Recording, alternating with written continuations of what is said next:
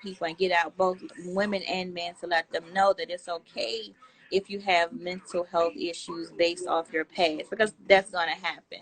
As long as you get the help that you need, find someone to talk to, find other resources out there, because there are a lot of resources to help us get through our issues. I do share that I have PTSD from some of the things that were done to me in my past relationship. And with my PTSD, I can't go out in large crowds. So me having my events, as much as I wanted to be successful, my PTSD part of me is like, girl. I understand. Hardly. It's okay because I terrified. I'm like, I don't want anybody looking at me. Come around. I'm like, how can I have these events? Speakers. Yeah. I'm triggered. As soon as I step in the room, I'm like terrified. I look around, I'm like, oh my God, why did I do this? So, Yeah. So I'm trying, right? But I'm like, okay, how you gonna deal with it? But I wanted to be successful because I do want people to know that your healing comes from you facing things from your past. So as much as we don't want to go to that space, sometimes you have to go to that space. And so I am having my event on August the 9th to speak to not only women or men who have been through domestic violence, but someone who just wants to understand the aspects of it. Because you always get asked, why did you stay? You always get asked, like, what was it about him that was different from the other ones? You always get asked those questions. You do get judged, and as much as people say they don't judge you, you do get judged because you're telling people that you decided to make a decision to stay with someone that was harming you in some way. And so with those things, and you already going through abuse, that doesn't sit too well. So you basically put yourself in this box, you isolate yourself. So sometimes it's not just him or her isolating you, you isolate yourself. And then you have to learn how to deal with these things by yourself. So that's a big thing for women and men who've been through domestic violence, of always trying to do things alone. So once you know that, okay, I have control over my life, I have control over things, and I'm able to do this with help, that's something, that's a big thing, a big jump. So like I said, cable is just talking about how I left, and some of the mental health aspects of it. Mental health is not just for me. I talk about my mental health. It's also to discuss the mental health for kids that also are involved in, and they've seen the domestic violence. So as much as and I know for myself, I try to hide it from my kids. Um, my daughter, who is 18 now, be 19, some of my posts that I post, um, she came to me and she was like, "Oh, mommy, I remember that because you told me to tell grandma and them that you fell." Right? And so it's like, oh, wow, you remember that. And like I said, she's 18. And because of what she's seen, um, with my ex, she's very skeptical of a lot of people. She's not trusting. She doesn't trust people. With her, she has anxiety. My son has anxiety, so they are stuck to me. um, so, so it's like, those are things that people don't get to see, and it's hurtful when you have to see your child going through things that you have no control over. And I always talk about my son and his anxiety because he does not do well with change.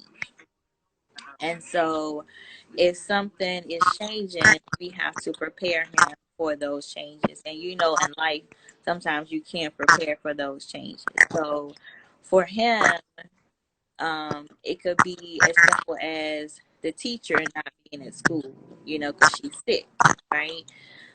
So it was days where I would just keep him at home, so he wouldn't have to go through that, the anxiety and things like that of just the teacher just, she's sick today. It's nothing that you did to her. She's just not feeling well today. Preparing him for when they will have events at the school where they would, put things up on the walls and stuff like that. And I remember about 2 years ago they did that at my school, and we call ourselves preparing him for it. And he had a whole breakdown where I had to send my daughter up to the school to be with him, um, and sit with him. So even though we try to hide those things from our kids, it's, we don't hide it, and it actually does something to them altogether. So, and capable bondage is saying, hey, we got to tackle our mental health head on, regardless of how it make you feel. You know, you have to tackle those things because you're gonna be bound by your past. It's gonna control you moving forward. So again, for me, I just now um realize that, this is my husband, it's not my ex, and that I can't control what another person does. So removing them completely from my life is one thing, and that gives me peace. But I can't control, what somebody do or how they do it, and that's another thing that was affecting my marriage, was me trying to keep the even though my ex was being really disrespectful at times, I would just try to keep the peace and not want my husband to go and do anything to get himself in trouble, but also not want my son to not be able to see his father because he's doing, crazy stuff. And so I said, you know what, just I gotta cut it. I don't have control over that. And for the past 2.5 years, we've been okay. That's good. I mean, it hurts to do that because you want your child to have a relationship with their parent, but they are not providing positive impact. Hmm.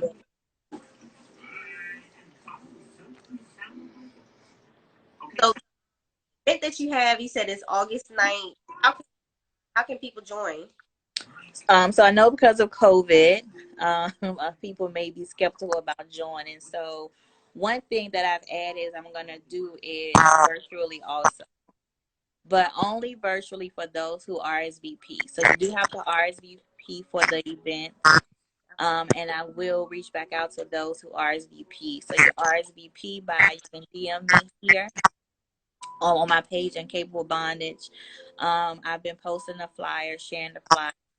And once you RSVP, then what I'm going to do is do like a Facebook room, and people will be able to join the event that way. Everything that is talked about at Incapable Bondage stays there, because you want everyone to feel safe. So you don't want anyone going back out sharing personal information that people may be telling while we're at a Capable Bondage. So I want everyone to come in and feel safe. We're gonna do brunch. So Wilma's batter is gonna do it. This chicken and waffle. It's something small because I don't want the COVID thing either. So I had to be mindful of that. And it's gonna be from 12 to 4. Everyone's gonna get a planner, the journal for you guys, for everyone to write in. So that's why I want everyone to come out, because there are going to be activities for everyone to discuss any questions. I'm going to share the statistics as it relates to what's going on now with COVID. One thing I'm also going to touch on is teenage um, domestic violence.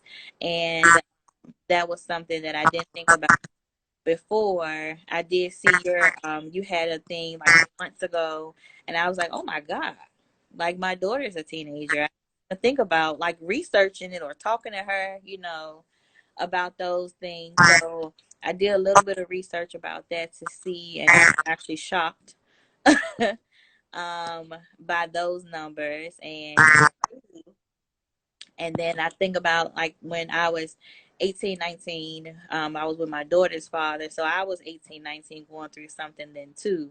So just different topics, but it's a way, it's going to be empowerment for everyone to get to know one another, hear everybody's story, because everybody's story is different, and tackle the mental health elephant in the room. It seems like we don't like to talk about mental health in our community, and we have to, because there's so many that go through it on a daily basis.